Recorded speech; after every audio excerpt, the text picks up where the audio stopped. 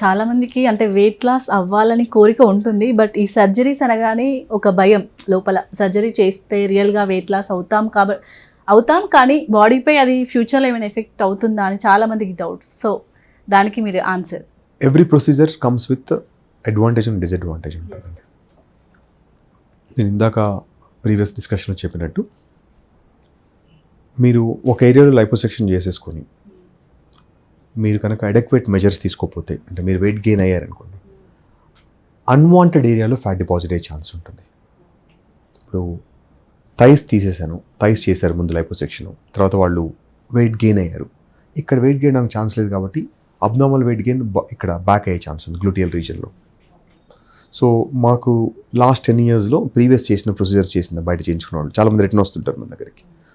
So వాళ్ళందరికీ కూడా sir ముందు చేయించుకున్నాను 10 years బ్యాక్, ఇప్పుడు అక్కడ లేదు, బాగానే ఉంది, వేరే దగ్గర గెయిన్ అవుతుంది. సో ఇది ఒక one of the common complication అది. సో ఎవరైతే కమిటెడ్ ఉంటారో నా హెల్దీ లైఫ్ స్టైల్ మెయింటైన్ చేస్తా అని, వాళ్ళకు మాత్రమే ఇది బెస్ట్ ప్రొసీజర్ సూట్ అవుతుందండి. ఇది ఒక టెంపరీగా, ఒక షార్ట్ టర్మ్ ఫిక్స్గా ఎప్పుడు లైపోసెక్షన్ వాడద్దు.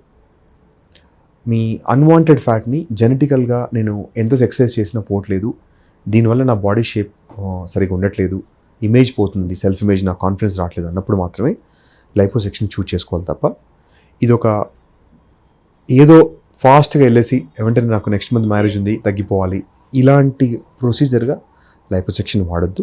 మీరు always go for healthier choices. మీ వెయిట్ లాస్ స్పెషలిస్ట్ ఎవరి దగ్గరికి వెళ్ళినా కూడా మల్టిపుల్ ఆప్షన్స్ ఉన్నాయి ఇప్పుడు మనకు హెల్తీగా తగ్గడానికి. మీరు న్యూట్రిషన్ తగ్గట్లేదు, లేదంటే మీరు ఎక్సర్సైజ్ తగ్గపోతే now we have medical grade injections available ఉన్నాయి. FDA అప్రూవ్డ్ ఇంజెక్షన్స్ వచ్చాయి.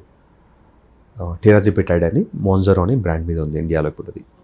సో ఈ ఇంజెక్షన్స్ వల్ల కూడా ఆల్మోస్ట్ ఒక 15 to 20% బాడీ వెయిట్ని మనం ఒక 4 to 6 months తగ్గించగలుగుతాం.